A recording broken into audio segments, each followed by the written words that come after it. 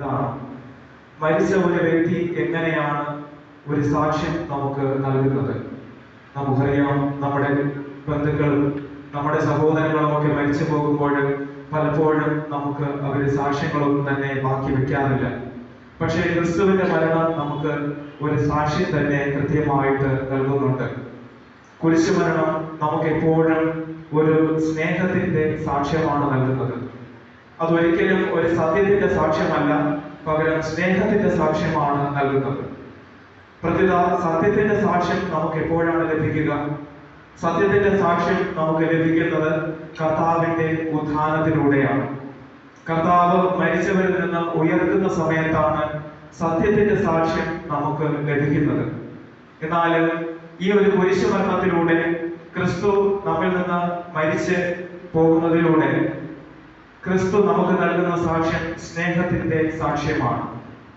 ആ സ്നേഹത്തിലാണ് ക്രിസ്ത്യാനികളായിട്ടുള്ള നാം ഓരോരുത്തരും ജീവിക്കുന്നതും നമ്മുടെ ജീവിതം ക്രമപ്പെടുത്തിക്കൊണ്ട് മുന്നോട്ട് പോകുന്നത്. യേശുവിന്റെ മരണം ഞാൻ പറഞ്ഞതുപോലെ തന്നെ സ്നേഹത്തിന്റെ സാക്ഷ്യമാണ്. കാരണമെന്ന് പറയുന്നത് നമ്മോടുള്ള സ്നേഹത്തെ പ്രതിയാണ് കർത്താവായ യേശു ക്രിസ്തു ഈ ഒരു കുരിശു മരണം ഏറ്റെടുത്തത്. അത് പിതാവിന്റെ ഇഷ്ടപ്രകാരമായിരുന്നു എങ്കിൽ തന്നെ തന്റെ മകന്, തന്റെ പുത്രന് തന്റെ പൂർണ്ണ സ്വാതന്ത്ര്യത്തോടുകൂടെ ഏറ്റെടുക്കുവാനായിട്ടാണ് പിതാവായ ദൈവം ഈ കുരിശുമരണം കാത്തുവച്ചിരുന്നത്. നമ്മോടുള്ള സ്നേഹത്തെ പ്രതി യേശുനാഥൻ പിതാവിന്റെ ഇഷ്ടമനുസരിച്ച് ആ ഒരു ആഗ്രഹം സഫലീകരണമാക്കുകയും കുരിശുമരണത്തെ തന്റെ ജീവനോട് ചേർക്കുകയും ചെയ്തു. ദൈവവചനം തന്നെ നമുക്ക് ഇതിന് പലപ്പോഴും സാക്ഷ്യം നൽകുന്നുണ്ട്. യോഹന്നാന്റെ വിശുദ്ധ സുവിശേഷത്തിൽ പലപ്പോഴും നാം വായിച്ചു കേൾക്കുന്ന ഒരു വചനഭാഗം ഇപ്രകാരമാണ്: തന്റെ ഏകജാതനെ നൽകാൻ തക്കവിധം ദൈവം ലോകത്തെ അത്രമാത്രം സ്നേഹിച്ചു. പ്രിയമുള്ളവരെ, അത്രത്തോളം സ്നേഹത്തിൽ അധിഷ്ഠിതമായിട്ടാണ് ക്രിസ്തുനാഥനെ സ്വന്തം പുത്രനെ തന്നെ ലോകത്തിലേക്ക് അയക്കുവാനായിട്ട്, മരണത്തിലേക്ക് തള്ളിവിടുവാനായിട്ട് ദൈവം പിതാവിന് സാധിച്ചത്. അതോടൊപ്പം തന്നെ മറ്റൊരു ഉപമയിൽ നാം ഇപ്രകാരം വായിക്കുന്നുണ്ട്: സ്വന്തം പുത്രനെ അവർ മാനിക്കും എന്ന് കരുതിയിട്ട് പിതാവ് എന്ത് ചെയ്യുന്നുണ്ട്? മുന്തിരിത്തോട്ടത്തിലേക്ക് തന്റെ പുത്രനെ അയക്കുന്നുണ്ട്. പക്ഷെ മുന്തിരിത്തോട്ടത്തിൽ എത്തുമ്പോൾ ഈ ജോലിക്കാരെല്ലാം കൂടെ കർത്താവായ യേശു ക്രിസ്തുവിനെ അല്ലെങ്കിൽ പുത്രനെ എന്ത് ചെയ്യുന്നുണ്ട്? കൊന്നു കളയുന്നുണ്ട്. പ്രിയമുള്ളവരെ, എങ്കിലും ഇത്രത്തോളം നമ്മോടുള്ള സ്നേഹത്തെ പ്രതി വീണ്ടും വീണ്ടും കർത്താവ് നമ്മുടെ ഇടയിലേക്ക് വന്നുകൊണ്ടിരിക്കുകയാണ്. ആ ഒരു സ്നേഹത്തിന്റെ സാക്ഷ്യമാണ് ഇന്നത്തെ ഈ തിരുക്കർമ്മങ്ങളിലൂടെ, ഇന്നത്തെ ഈ ദിവസത്തിലൂടെ നാം കാണുന്നത്. മനുഷ്യൻ ചെയ്ത പാപത്തിന് എന്തുകൊണ്ട് ദൈവം തന്നെ ഇറങ്ങി വന്ന് പരിഹാരം ചെയ്യുന്നു? പലപ്പോഴും നമ്മുടെ ജീവിതത്തിൽ ഉണ്ടാകുന്ന ഒരു ചോദ്യമാണ്: എന്തുകൊണ്ട് ദൈവത്തിന് ഇപ്രകാരം ഇങ്ങനെ മനുഷ്യന്റെ പാപമെല്ലാം തീർന്നു പോകട്ടെ എന്ന് പറഞ്ഞുകൊണ്ട് നമ്മുടെ പാപങ്ങളെല്ലാം ഒഴിവാക്കി വിട്ടുകൂടാ? എന്തുകൊണ്ട് ദൈവം ഇറങ്ങി വന്നുകൊണ്ട്, മനുഷ്യനായി ഇറങ്ങി വന്നുകൊണ്ട്, കുരിശിൽ മരിച്ചുകൊണ്ട് പാപത്തിന് പരിഹാരം ചെയ്തു? അതിനുള്ള ഉത്തരം നമുക്ക് തന്നെ പലപ്പോഴും ഈ ഒരു വചന വിചിന്തനത്തിലൂടെ കിട്ടിയിട്ടുള്ളതാണ്. എങ്കിൽ തന്നെ ഒരിക്കൽ കൂടെ നിങ്ങളുമായിട്ട് അത് പങ്കുവയ്ക്കുവാനായിട്ട് ഞാൻ ആഗ്രഹിക്കുന്നു. നമുക്കറിയാവുന്നതുപോലെ മനുഷ്യന്റെ പാപത്തിന് പരിഹാരം ചെയ്യേണ്ടത് ആര് തന്നെയാണ്? ആരാണ്? മനുഷ്യൻ തന്നെയാണ് മനുഷ്യന്റെ പാപത്തിന് പരിഹാരം ചെയ്യേണ്ടത്. ഞാൻ ചെയ്ത പ്രവൃത്തിയുടെ പരിഹാരം ചെയ്യേണ്ടത് ഞാൻ തന്നെയാണ്. പക്ഷേ നമ്മെ സംബന്ധിച്ചിടത്തോളം, ആദത്തിന്റെ മക്കളായ നമ്മെ സംബന്ധിച്ചിടത്തോളം അതിന് നമുക്ക് സാധ്യമല്ല. കാരണം നമ്മൾ ദൈവത്തെ പോലെയല്ല. ദൈവത്തെ പോലെ സർവവ്യാപി, പ്രതാപവാനും അല്ലാത്തത് കൊണ്ട് നമുക്ക് ഇപ്രകാരമുള്ള ഒരു പരിഹാരം ചെയ്യുവാനായിട്ട് സാധിക്കുകയില്ല.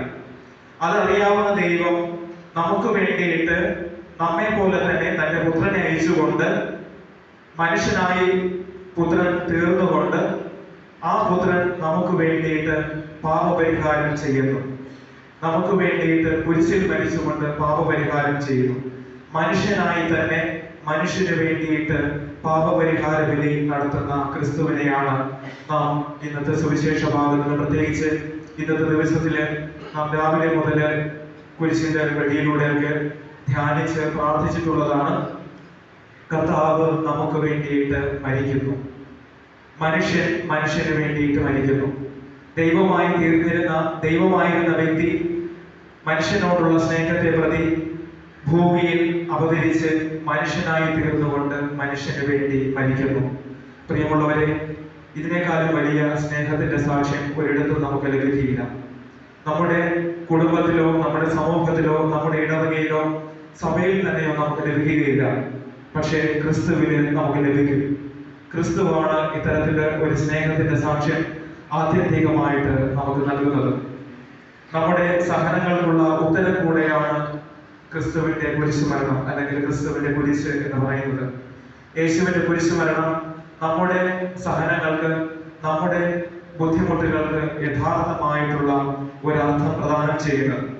പക്ഷേ നമുക്കൊന്നോർക്കാം, നാം സഹിക്കുന്നത് അല്ലെങ്കിൽ നാം ബുദ്ധിമുട്ടുകൾ അനുഭവിക്കുന്നത് നമ്മുടെ ജീവിതത്തിലാണ്.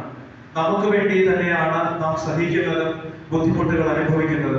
പക്ഷേ ക്രിസ്തുവിന്റെ ബുദ്ധിമുട്ടുകളിലേക്കും അല്ലെങ്കിൽ സഹനത്തിലേക്കും നമുക്കൊന്ന് കണ്ണോടിക്കാം.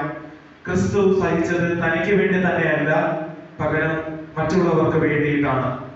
തന്റെ ജനത്തിന് വേണ്ടിയിട്ടാണ്, തന്റെ സഹോദരങ്ങൾക്ക് വേണ്ടിയിട്ടാണ് ക്രിസ്തു തന്റെ സഹനം മുഴുവനും ഏറ്റെടുക്കുന്നത്. പ്രിയമുള്ളവരെ, ഒരു ക്രിസ്ത്യാനി എന്നുള്ള നിലയിൽ ഇത്തരത്തില് സഹനം മറ്റുള്ളവർക്ക് വേണ്ടി ഏറ്റെടുക്കുവാനായിട്ട് കൂടെ നാം താല്പര്യപ്പെടണം. നമുക്ക് വേണ്ടി തന്നെ നമുക്ക് ഒരുപാട് സഹനങ്ങൾ ലഭിക്കും. പക്ഷെ അത് നമ്മിൽ തന്നെ ഒഴിവായിട്ട് തീരുകയാണ്.